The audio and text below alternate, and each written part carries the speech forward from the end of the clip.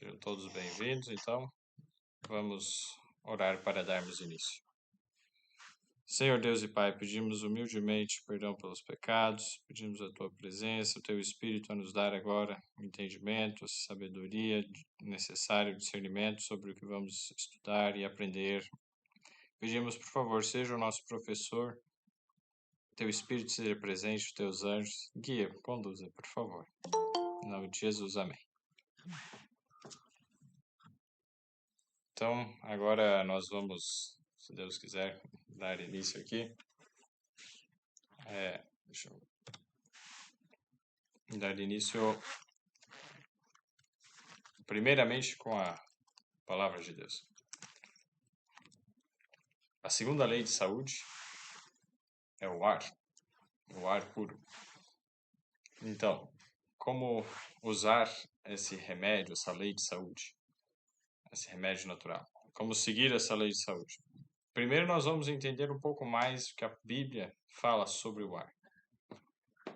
Então, a Bíblia começa lá no capítulo 1, no Gênesis, assim como com a luz começa quando Deus cria a terra. Primeiro Deus cria a luz, haja luz. Na verdade, Deus faz com que surja a luz ali naquele local, melhor dizendo. Então surgiu a luz. E nós sabemos que Deus é luz. Então a presença de Deus se manifesta de forma real. E então nesse local, depois da luz, passa o primeiro dia. A tarde e manhã, ou seja, como pôr do sol e nascer do sol o primeiro dia. E aí vem o verso 6, Gênesis 1, 6. E disse Deus, haja uma expansão no meio das águas, e haja separação entre águas e águas. Então, haja uma expansão no meio das águas. E essa expansão nós vemos aí no verso 7. E fez Deus a expansão, e fez separação entre as águas que estavam debaixo da expansão e as águas que estavam sobre a expansão. E assim foi. E chamou Deus a expansão os céus, no verso 8. E foi à tarde e manhã o dia seguinte. Então, no verso 8 diz que a expansão é o céu, a parte de ar.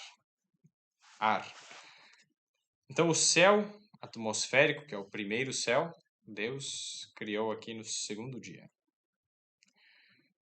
Então, a água, né, nós vamos depois, no próximo estudo, se Deus permitir, estudar mais sobre a água, que é o terceiro remédio natural, a terceira lei de saúde. Mas sobre o ar, que ficou aqui entre as camadas, né? O Gênesis capítulo 2, Deus já havia encerrado a criação.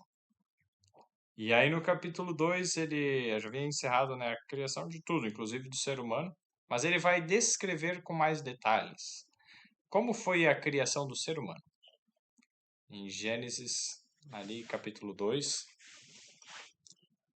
o verso 7, especialmente o verso 7. Gênesis 2, 7. E nós vemos assim. E formou o Senhor Deus o homem do pó da terra, e soprou em suas narinas o fôlego da vida.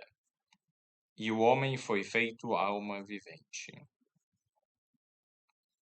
Então Deus formou o homem do pó da terra. Deus pegou o pó e foi formando. Muitas pessoas têm ideia de que Deus fez um boneco de barro, né? Pegou terra, misturou com água e fez um boneco de barro. Mas na verdade, formou Deus o homem do pó. É bem mais complexo do que isso. Se Deus tivesse dito isso, então formou Deus o homem do barro da terra, né? Da argila. Não deixa de ser, mas Deus usou o pó. Pó só existe em uma condição seca. Você construir um boneco de pó, vem qualquer ventinho e ele desmorona. Então, na verdade, Deus fez o homem do pó, então Deus pegou o pó, a terra, e Deus foi transformando e criando moléculas de ossos, de músculos, de nervos, e foi criando a estrutura do ser humano ali. E aí depois que ele foi construindo, terminou, ficou ali Adão completo, como seria um ser humano completo, mas um cadáver. Porque estava o corpo sem vida, estava um cadáver ali. E aí? O verso 7. Formou Deus o homem e o Senhor do pó da terra e soprou. O vento, o ar, olha aqui, ó. Soprou. Ar em movimento, um sopro. Em suas narinas, o fôlego da vida. E o homem foi feito alma vivente. A importância que nós temos disso. O homem foi feito alma vivente. Não passou a ter uma alma. A alma de Adão não estava em outro local e de repente veio parar ali. Não. A alma de Adão já existia. Não, desculpa, passou a existir nesse momento. Muitos creem, né, que a alma está fora do corpo e entra no corpo, incorpora, mas não. Aqui nós vemos passou a ser alma vivente. Então, hoje, né, conforme nós começamos pelo principal, né, pela palavra de Deus, pela revelação infalível, a palavra de Deus, então, nós vemos que em Gênesis 2:7, o pó da terra, no caso ali a estrutura química, física do ser humano, o corpo, sem o espírito, tem o fôlego de vida. Nós já vamos entender mais sobre isso, o que é o fôlego de vida, o espírito, né? Então, o corpo sem o espírito de vida, o fôlego de vida é um defunto, um cadáver. Mas quando recebe de Deus o fôlego de vida, o sopro de vida, aí ele se torna alma vivente. O que isso quer dizer? Que a alma vivente, vamos usar a analogia de uma lâmpada, né? Tem uma lâmpada. A lâmpada, ela está ali. A estrutura da lâmpada, por exemplo, que nós conhecemos aqui, o metal, o vidro, aquelas antigas que tinham filamento, né? A lâmpada ali é o corpo, a estrutura física. A luz, então, seria a alma, a vida. Então, a pessoa estar viva, inteligente, pensando, seria a luz, o brilho da lâmpada. Mas para que haja isso, tem que estar passando eletricidade, a energia na lâmpada. Então, quando a lâmpada tem a energia passando nela, ela brilha. Se uma das duas partes deixa de funcionar, deixa de estar presente, tanto a energia cai a energia, desliga a luz, né, na chave lá, para de passar energia, deixa de existir a luz. É o que acontece muitas vezes com alguém que está no fim da vida e morre. É o último suspiro. A energia parou de passar nela. Está ali o corpo, mas não tem a vida, a luz. Um outro exemplo é quando o corpo é destruído, a energia simplesmente para de passar por ali. Por exemplo, é aquele cordãozinho, né?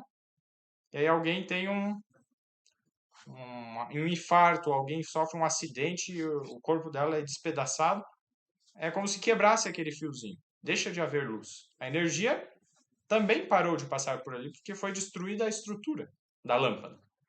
Em todas essas situações, nós podemos perceber simplesmente o fato que está escrito em Gênesis 2:7, que o homem foi feito alma vivente, ou seja, a alma é resultado da união do corpo com o espírito, ou seja, da lâmpada com a energia elétrica. E a vida, a alma, que seria essa palavra, a vida, que seria a alma, como se fosse a luz, que só existe quando as duas coisas estão juntas. Então, depois da morte, o que acontece com a luz? Voltemos ao exemplo da lâmpada. O que acontece quando quebra a lâmpada? A luz não sai voando por aí e vai iluminar outros locais do mundo. Não, ela deixa de existir a luz. E o que acontece com a energia elétrica? Volta para a rede elétrica e volta para a central. E está lá na central. A luz deixou de existir. A vida, a alma deixou de existir. É muito importante nós compreendermos isso. Por quê? Porque esse foi o engano de Satanás. Gênesis 3. Na verdade, Gênesis 2, ainda, no verso 17, Deus chegou e disse: Mas da árvore do conhecimento do bem e do mal, dela não comerás. Porque no dia em que dela comerdes, Deus disse: certamente morrerás. Então a palavra de Deus é que ao desobedecer, certamente morrerás. Muitos poderiam pensar, nossa, Deus está restringindo a liberdade, olha, está dizendo não coma desta árvore, mas veja o verso anterior, 16, e ordenou o Senhor Deus ao homem, dizendo, de toda árvore do jardim comerás livremente. Então, de todas as árvores do jardim, Adão e Eva poderiam comer livremente. É uma liberdade tremenda, enorme, gigantesca, mas Deus restringiu algo, dizendo que a consequência de fazer aquela escolha, de comer daquela árvore que ele restringiu, que ele proibiu, seria a morte. Ninguém quer morrer. Então, Adão e Eva, não vamos desobedecer, porque nós não queremos morrer. Só que, logo depois disso, passou um tempo e veio em Gênesis capítulo 3, o verso 1 em diante ali, no caso. Ora, a serpente era mais astuta, sagaz, né, de todas as animalhas do campo que o Senhor Deus tinha feito. E esta disse à mulher, é assim que Deus disse, não comereis de todo o jardim, de toda a árvore do jardim? Primeiro, Deus disse que era para comer de toda a árvore. Então, essa ideia de que Deus tira a liberdade das pessoas é de Satanás. Satanás, como é que nós sabemos que é Satanás aqui? Aqui está dizendo serpente, né? Vamos só dar um pause aqui, vamos lá no último livro da Bíblia, Apocalipse, capítulo 12, o verso 9. Ele vai nos explicar. Apocalipse 12, 9. A respeito disso, né? Que foi precipitado, ou seja, caiu, né? Foi lançado por terra, foi precipitado o grande dragão, a antiga serpente, chamada o diabo e Satanás, que engana todo o mundo. E ele foi precipitado na terra, e os seus anjos foram lançados na terra com ele. Os seus anjos, daí no dragão, né, no verso 4, diz que a terça parte das estrelas ali, e a sua cauda levou após si a terça parte das estrelas do céu. Então Satanás arrastou a terça parte dos anjos consigo. Apocalipse 1, no verso 20, fala o símbolo, né, de estrela com anjo.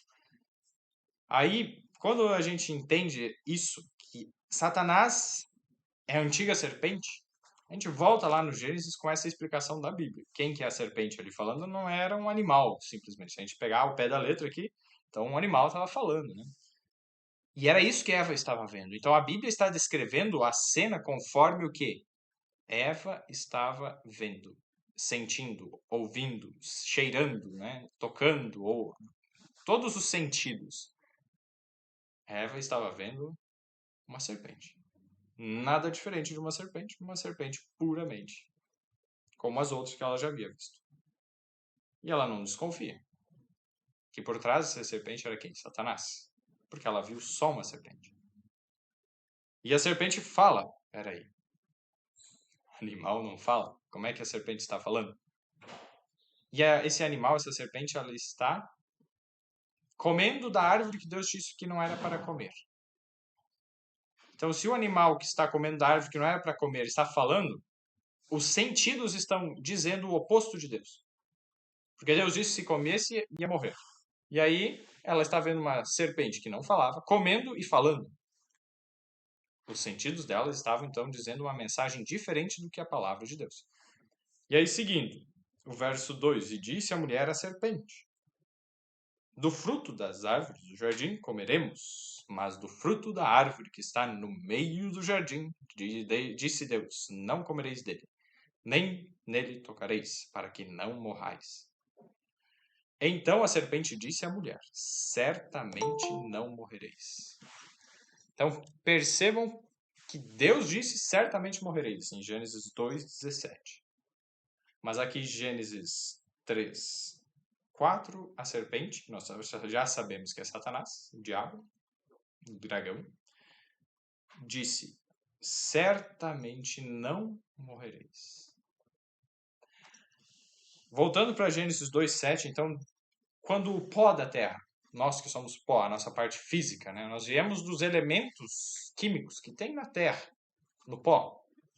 Carbono, nitrogênio, magnésio, potássio, sódio, todos os minerais que tem ali, Deus formou ser humano. Então Deus organizou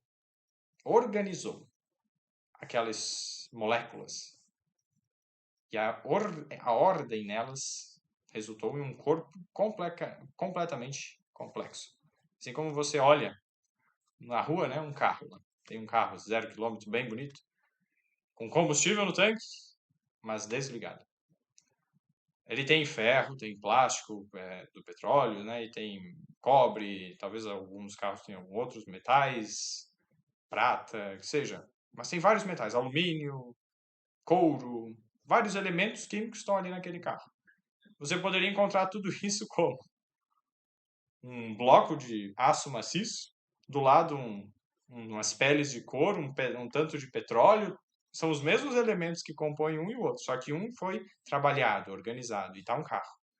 Da mesma forma, o ser humano ali, um corpo. Então, o corpo mais o espírito resulta na alma. A alma não existe separada. Isso é o que Deus disse. E que se desobedecesse, morreria. E olha o que Satanás diz. Não, você vai desobedecer, você não vai morrer. Então, a doutrina, a ideia de que na morte, a consciência, a pessoa vai para um outro lugar e fica em outro lugar, consciente das coisas, está viva em outro local, é de origem da serpente. Essa ideia não é de Deus, é de Satanás. Deus disse que vai morrer. Morreu é morte. Ao contrário da vida. Mas a serpente disse, não, vai viver. Você, na verdade, morre, mas não morre, vive. Então, Satanás engana, traz confusão. Quando nós vemos isso, então, o que nós podemos entender? Assim como uma lâmpada, quando você quebra ela, a luz que estava brilhando ali deixa de existir. A luz não vai brilhar em outro local, não, ela deixa de existir. Ou a lâmpada inteira desligou a chave, parou de passar energia. E o que acontece com a energia? É exatamente isso que a Bíblia descreve em Eclesiastes. Nós precisamos entender isso para não errarmos na compreensão de alguns textos da Bíblia. Por exemplo, Eclesiastes 12, o último capítulo de Eclesiastes, que é 2 livros depois de Salmos. Tem Salmos no meio da Bíblia e aí Provérbios e Eclesiastes.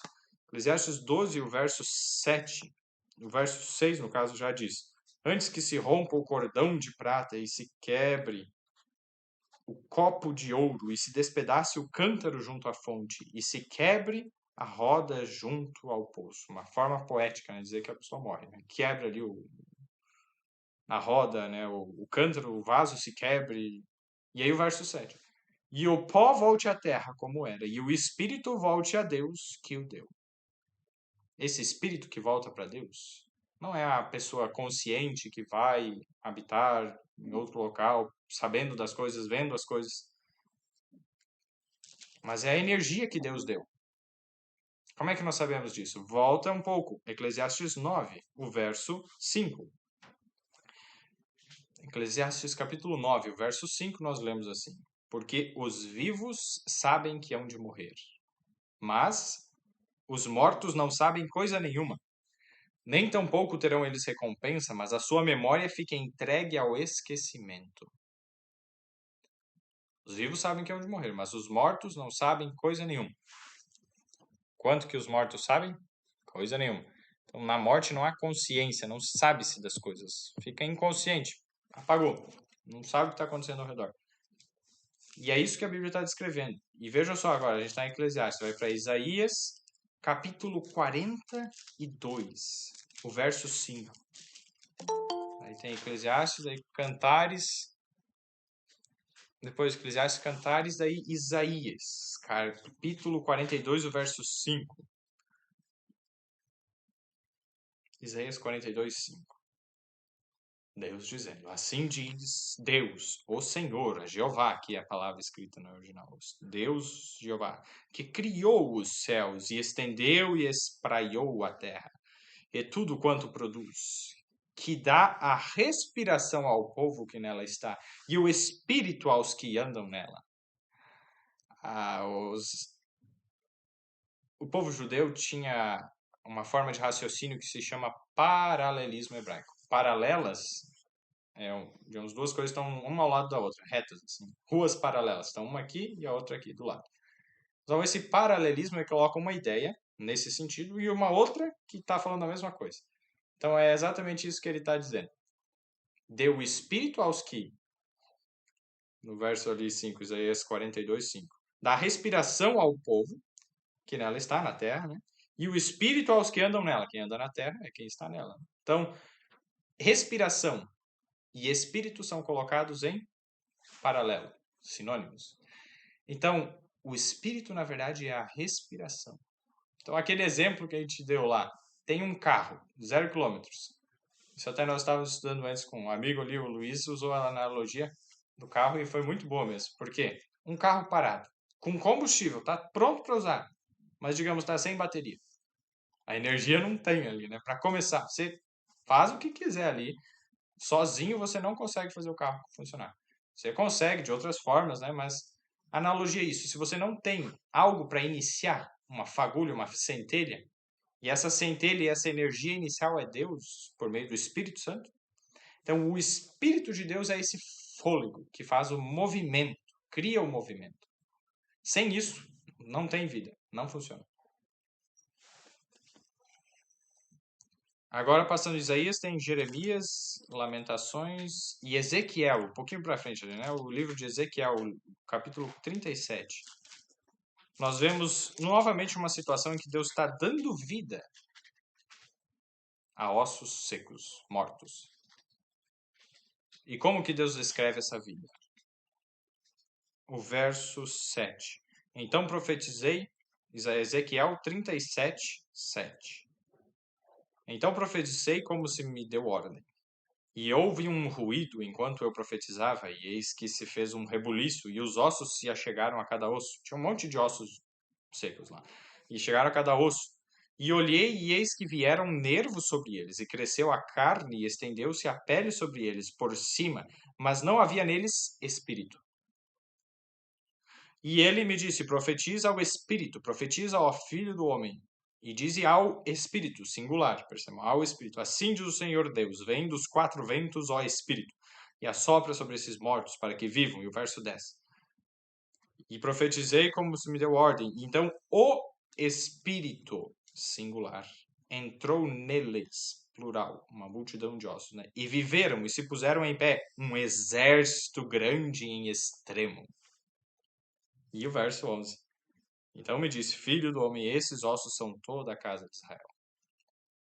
O Espírito singular traz vida a muitos. Então esse Espírito não é a alma da pessoa que está lá. A alma, quando morre, deixa de existir. Quando a pessoa morre, a alma acabou. E aí o Espírito não é a pessoa em si, o Espírito é de Deus. O Espírito é a energia que dá o start, a centelha de vida. E é nesse sentido que em várias situações da Bíblia Deus coloca. O livro anterior ali, em Jeremias, voltando, estamos em Ezequiel, daí volta Lamentações de Jeremias. Daí. O livro de Jeremias, no capítulo 10, o verso 14.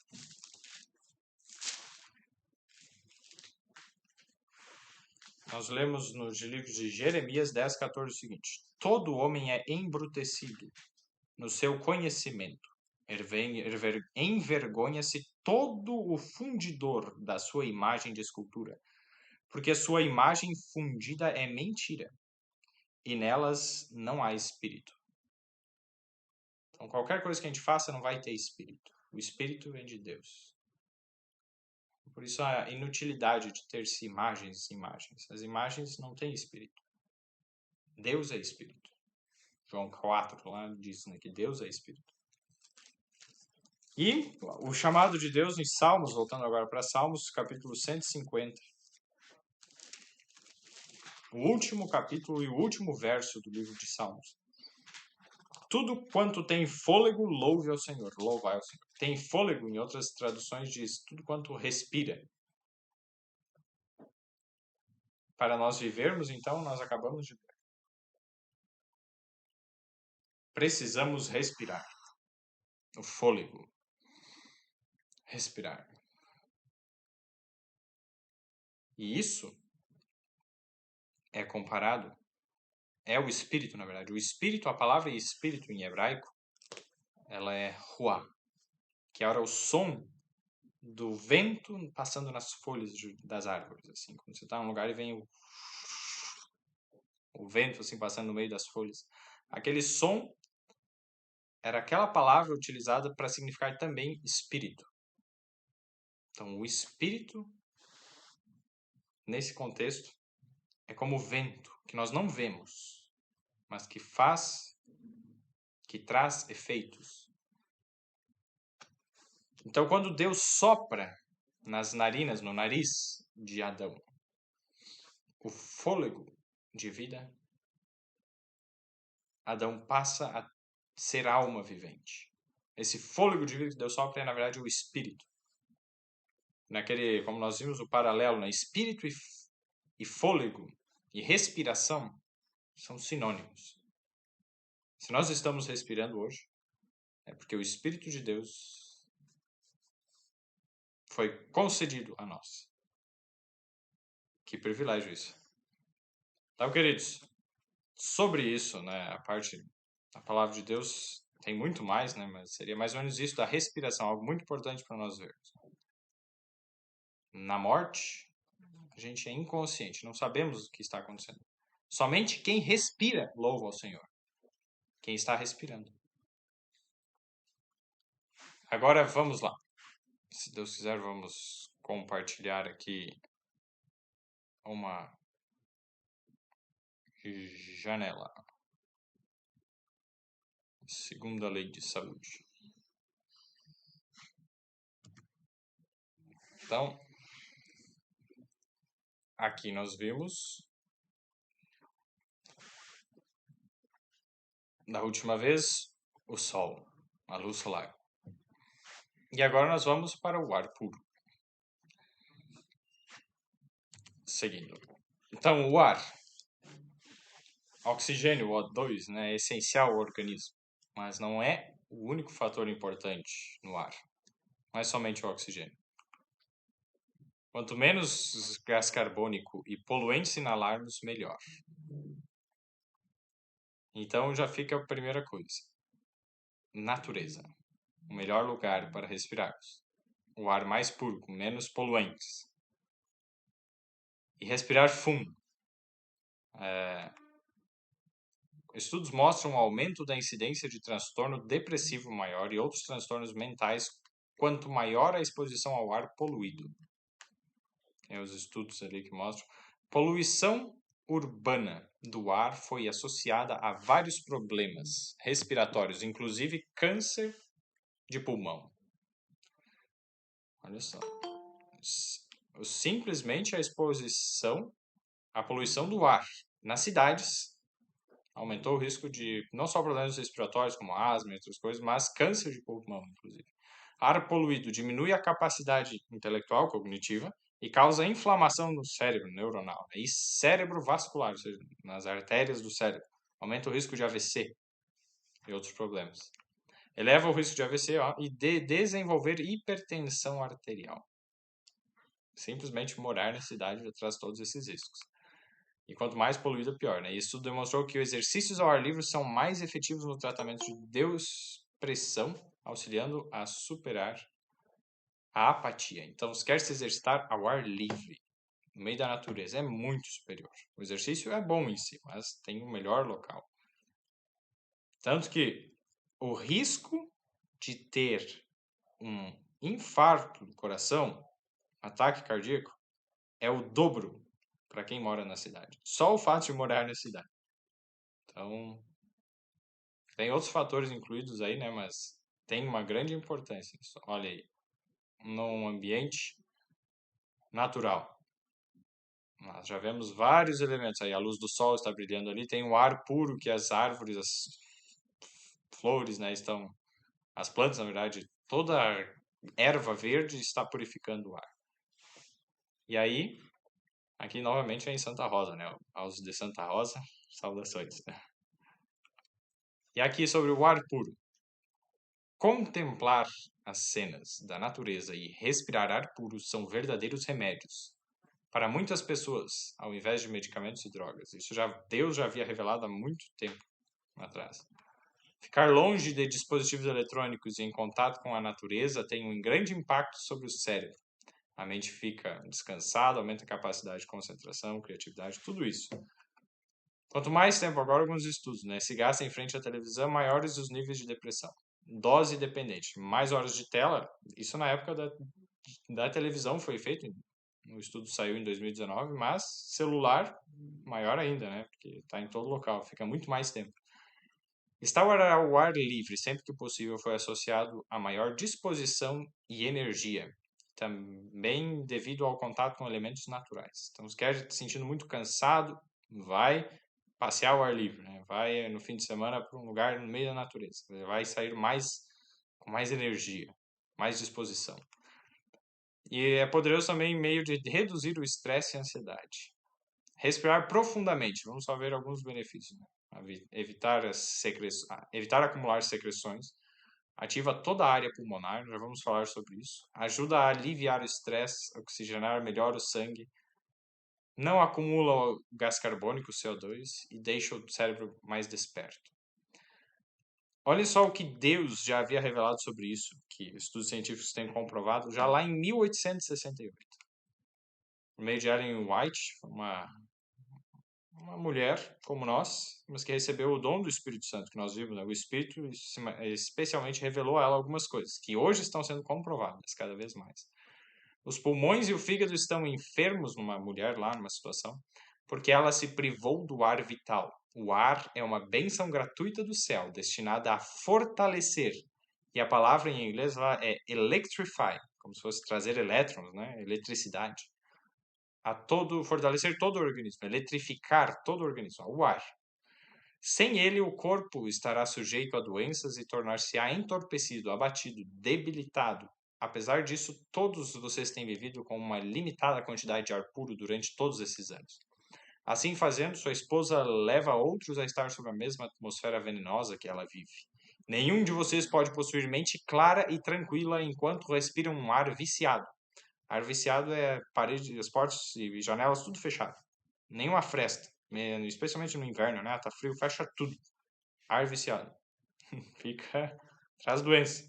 A mente fica transtornada e não fica tranquila, a pessoa começa a ter ansiedade, depressão, tudo isso por estar simplesmente tudo fechado. Então, abram as janelas. Isso está nesse seguinte livro ali. E mais um ali, ó. Ar, a preciosa dádiva do céu, que todos podem ter, beneficiar-lhes-á como sua revigorante influência, caso não se recusem à entrada. Não lhe recusem a entrada, do ar no caso. Deem-lhe as boas-vindas. Bom, seja bem-vindo, ar. Tenham-lhe afeição, e ele se revelará um precioso calmante dos nervos. O ar deve estar em constante circulação para manter-se puro. O efeito do ar puro e fresco é fazer com que o sangue circule de maneira saudável através do organismo. Ele refresca o corpo e tende a comunicar-lhe força e saúde, ao mesmo tempo que sua influência é claramente sentida sobre a mente, comunicando um certo grau de calma e serenidade. Desperta o apetite, torna mais perfeita a digestão dos alimentos e conduz a um sono saudável e tranquilo. No mesmo livro lá. Isso em 1868. Aproveitemos, então, a natureza para estar o mais próximo possível.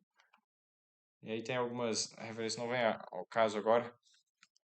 Então, vou aqui encerrar a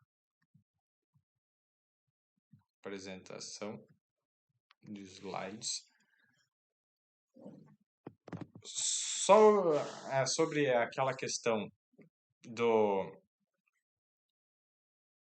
electrify lá que estava escrito. O ar fortalece ou traz elétrons, energia. Recentemente tem se descoberto que os íons negativos, ou seja, com elétrons, né? Íons negativos no ar trazem um efeito muito grande para a saúde. Tudo isso que a gente viu é muito maior onde há isso.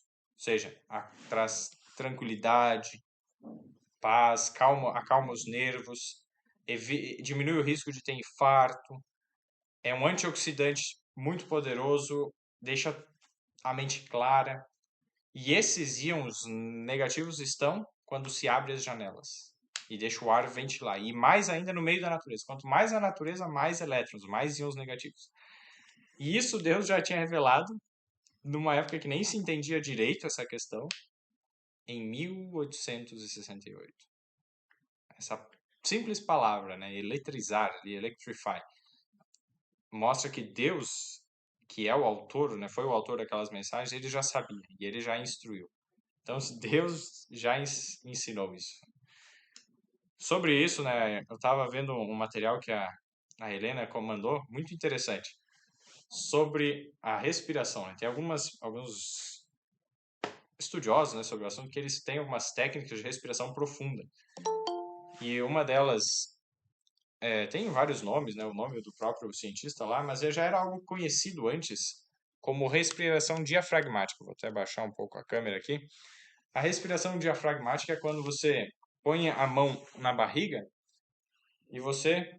Deixa eu baixar um pouco mais aqui para ver. Aqui. A mão na barriga. E quando você respira, você não respira simplesmente com o pulmão assim, para cima. Não. Você tem que respirar e a barriga tem que vir para frente, assim. Tem que fazer esse movimento. De você colocar a mão na barriga e sentir ela vindo para frente quando respira fundo. Por quê? Bem embaixo do nosso pulmão é onde existe a maior área, a maior quantidade de pulmão pronto para trabalhar, está bem embaixo, é a parte maior. E bem embaixo, entre o pulmão, o final do pulmão e o nosso, as tripas, né, da barriga, as vísceras, tem um músculo que é arredondado assim, chama diafragma.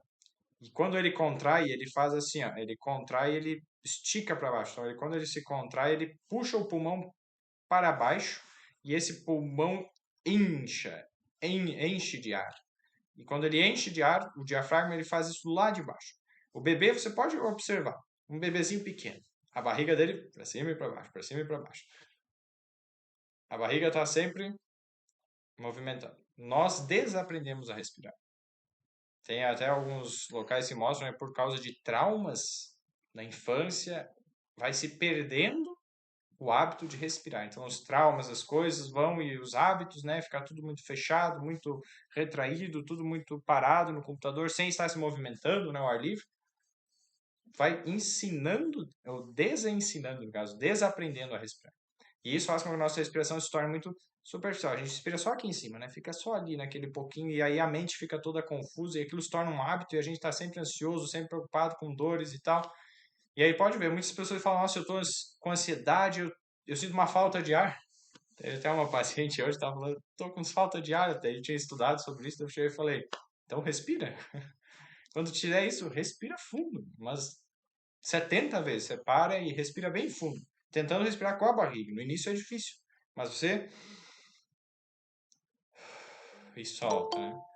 Até você fazer exercícios extremos, eu não recomendo fazer esses exercícios extremos de respiração, porque até tem um relato lá que o pessoal desmaiou de tanto respirar, assim.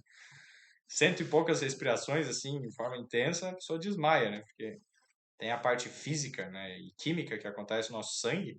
Quando você respira bem fundo, assim, e bastante, você vai eliminando o gás carbônico. E o gás carbônico é ácido. Quando ele está dentro do nosso corpo, ele aumenta a acidez, ele abaixa o pH. O pH ácido é um pH baixo.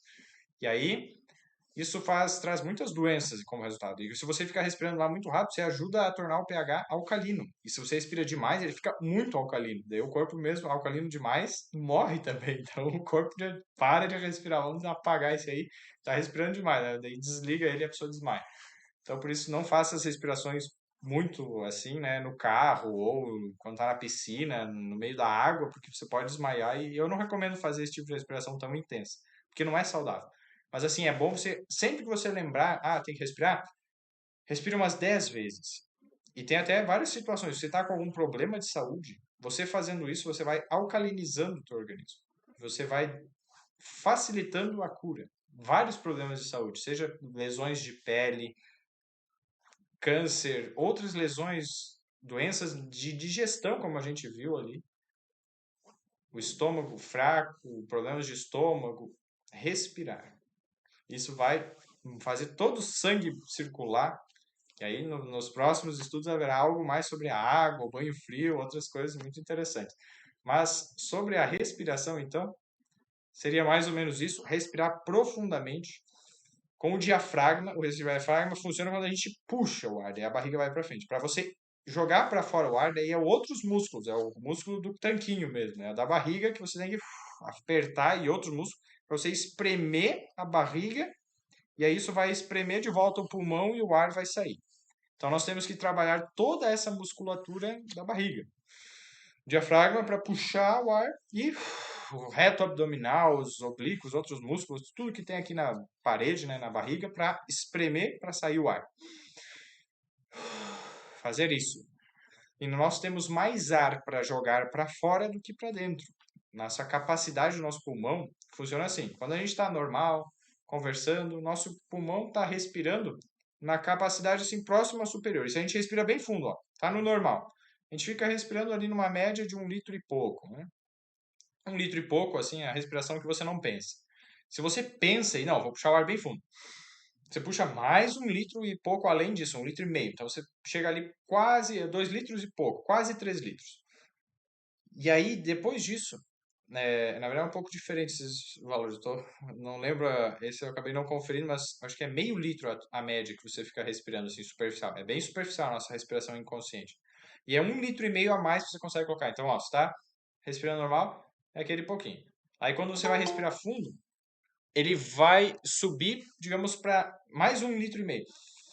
Consegue bastante. Daí você solta isso. Só que se você soltar tudo que consegue, você consegue esvaziar mais 3 litros. Então, a gente tem mais ar para jogar para fora do nosso basal, do nosso normal, do que para inspirar, para puxar para dentro. Então é muito importante você estar ansioso, não fique só puxando o ar para dentro. Respire com calma e jogue para fora. Tudo. E mesmo quando você joga tudo para fora, ainda resta lá 1 litro e pouco de ar no pulmão, ainda bem. Senão o pulmão fechava e você não conseguia puxar ar de volta e morria asfixiado. Então Deus é perfeito, né? Então ele tem esse ar residual. Deus fez tudo perfeito. Então para respirar bem, você tem que encher muito bem e esvaziar muito bem. Então é isso.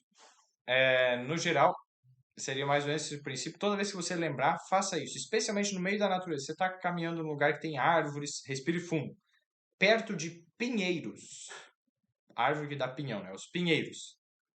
A araucária. E de pinos, especialmente pinos e pinheiro. Ele libera substâncias curativas, medicinais no ar. Se você vê um pinheiro e está perto dele, respire ainda mais, porque vai ter remédio nesse ar. E também no ar, no mar, assim, local que não tenha poluição, né? O plâncton, as algas, né? Ele também libera oxigênio em uma quantidade maior. Então é um local ótimo para você respirar fundo. No mar, lá onde não tem árvores no mar, mas tem o plâncton. São locais ótimos para se estar e se respirar profundamente. Toda vez que você lembrar, respire. Se você está com algum problema de saúde, separe momentos no dia para fazer assim umas 70 respirações dessa forma, respirando fundo e esvaziando, sem pressa, assim, né? E você vai começar a sentir formigar as mãos, vai começar a dar a visão vai começar a ficar meio esbranquiçada. No geral é isso. Ah, e também outra coisa importante, não usar roupa apertada. Essa moda de usar calça apertada, roupa apertada e que espreme, você não deixa respirar livremente. Então a roupa tem que ter um certo grau de maleabilidade, ela tem que ter uma certa soltura, né? Tem que estar um pouco solta para permitir a respiração, né? Roupa muito apertada não, ela tem que ter uma folga, tem que estar um pouco folgada para você conseguir respirar e movimentar-se livremente. Roupas apertadas, espremidas não são saudáveis, não são modestas, então não usemos esse tipo de roupa. Então, no geral, seriam esses os princípios. Tem mais coisa, né? Então, vamos abrir agora para perguntas, para comentários, compartilhar. Quem quer compartilhar alguma coisa, só lembrando que está sendo gravado, né? Foi pedido para gravar essa parte das perguntas. Se alguém quer fazer uma pergunta que não quer aparecer na gravação, se alguém falar, vai aparecer ali. E se alguém não quer, não fale agora, a gente termina essa parte, eu encerro a gravação, daí depois no final abrir mais um espaço para quem quiser fazer uma pergunta que não vai ser gravada, tá? Então, quem quer fazer um comentário, uma pergunta agora, pode fazer.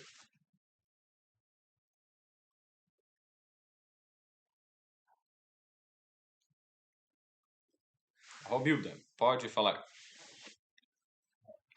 Eric, me falaram assim que é muito bom você deixar uma planta dentro de casa que ela renova o ar. Isso é certo ou não tem nada a ver? Bom, as plantas, quando tem sol, elas produzem oxigênio, né? Elas pegam o gás carbônico e processam e liberam oxigênio. À noite, quando não tem sol, elas fazem o processo inverso. Elas usam o oxigênio e...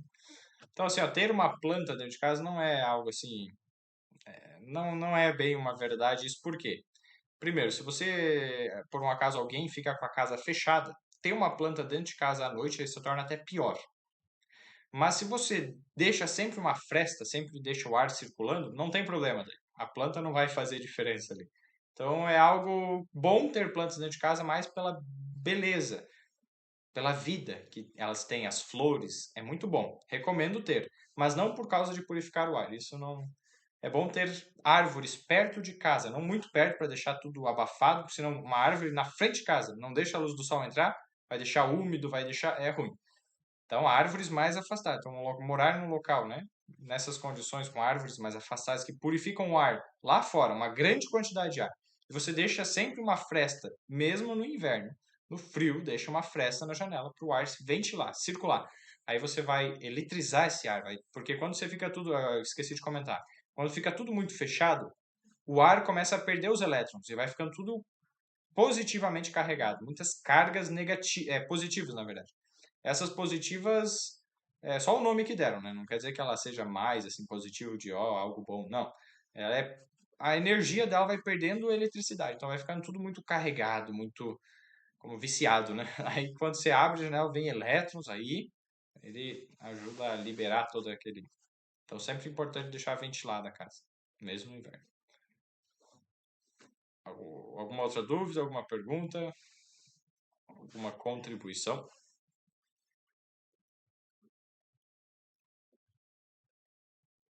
Aquele barulhinho de grilo, né? Cri, cri, cri, cri. Então tá. Ah, Helena, isso aí, a respiração é incrível. Inclusive na hora do parto, né? Ensinaram a respirar muito rápido. Mãe, você quer comentar aí? Deve chegar mais perto aqui pra. Minha mãe tem algo para comentar disso, e é verdade, Helena. Pode chegar. Algo no parto, como é que foi, mãe? Conta aí a história. Foi ensinado que quando você está tendo as primeiras contrações ali, né?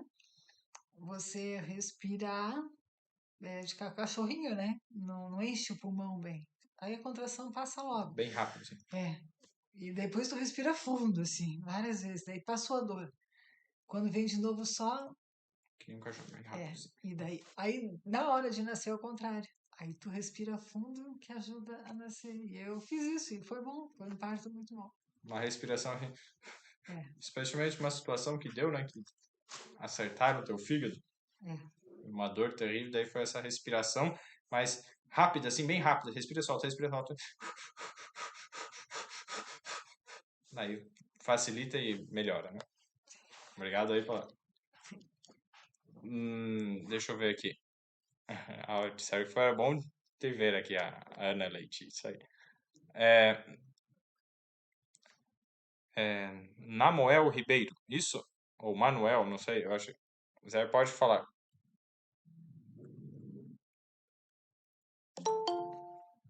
Ele tá desativado o áudio. Pode ativar primeiro. No Ribeiro aí pode tentar ativar. Dor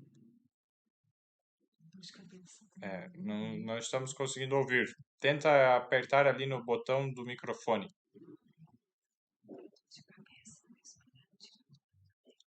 É isso aí. Enquanto isso, né, a Helena comentou, eu aprendi a respirar. A dor de cabeça, para a dor de cabeça também, né? Às vezes ela vem por tensão no estômago também, por causas no estômago, enfim. Quando me concentro e respiro lentamente e profundamente, esqueço da dor, né? E não só esquece, o corpo ele elimina a dor, né? Bem interessante isso, precisamos praticar e lembrar muito da respiração consciente, é verdade. Aí você vai eletrizar o seu corpo, vai tirar aquele excesso de cargas, falta de elétrons, né? Então aí você vai fazer uma forma antioxidante, a respiração profunda. Então você literalmente retira muitas inflamações do corpo. Muitas inflamações do corpo desaparecem pela respiração profunda. Tá, Bastante. o Ribeiro Elis não conseguiu ativar o áudio. Digita qualquer coisa nas mensagens e a gente fala aqui. A Cintia, enquanto isso, pode falar. Estamos falando sobre respiração. A respiração ela também é uma parte muito importante, fundamental no canto também, né? Existe respiração diafragmática, respiração, né? Toda vez que a gente vai treinar para o canto, a gente precisa ter respiração, apoio, ressonância, dentre outros, né? 1001 exercícios. Mas a respiração não, ela é fundamental. Não tem como você treinar o canto sem você ter suporte respiratório, apoio respiratório. Existem vários exercícios para você ter sucesso na hora do canto, porque né, são notas agudas, notas né, mais, como é que se fala? Agudas e também não agudas. Graves, né? Também tem essa... A gente assiste essa mentoria também, trabalhar respiração no canto e também no canto terapia, né, para coral e tudo mais. Então, nessa parte do canto é muito importante também. Todo mundo que estuda música, que estuda os exercícios vocais, pratica isso, para dar palestras, para dar... tem vários atores também que precisam tratar a respiração, né, trabalhar a respiração para poder a fala sair melhor.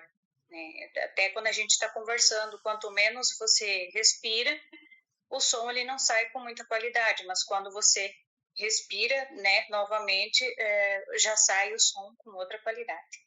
É isso. É verdade, muito obrigado pela participação aí. Cantar fortalece toda a musculatura da região do pescoço aqui, e daí na idade mais avançada, evita que dê problemas de a pessoa se engasgar e não conseguir engolir. Quem canta diariamente se protege no futuro para não ter problemas. Então, fica a dica, né? Cantemos para louvar a Deus. Todo ser que respira, como nós vimos, Salmo 150, verso 6, o último salmo da Bíblia, né? Louve ao Senhor. Todo ser que respira, louve ao Senhor. É isso aí. Então, e outra coisa também, quem fala muito, quem usa muito a voz, não pode falar só com a garganta, assim, isso força e enfraquece. Tem que exatamente usar a barriga para dar volume, para dar som. Respira fundo e vai usando a barriga, tem que forçar, aprender a forçar a barriga. Eu estou falando agora forçando a barriga, e a minha garganta fica aliviada. Eu vou sempre respirando fundo e usando a barriga, e tem que fazer isso até se tornar um hábito, né? Deixa eu ver aqui, a Helena. Já tentaram falar? Tentar ativar ali o áudio. Apertar ali em cima da bolinha do microfone. Você clica uma vez na tela e daí clica uma vez em cima da bolinha do microfone. Aí, por exemplo, aqui eu vou cancelar. Daí eu cliquei ali, tenta... Pois é, é que nem hoje a câmera ali do computador travou, não sei porque ele não quis funcionar. É o inimigo mesmo, mas vamos pela fé aí. E tem outras coisas também, pode ser, não necessariamente seja o inimigo diretamente, mas existem algumas coisas que a gente não tem explicação, né? Então, alguém mais tem algum comentário? Tá, então vou encerrar aqui a gravação, daí deixar para caso alguém queira um comentário. Beleza? Só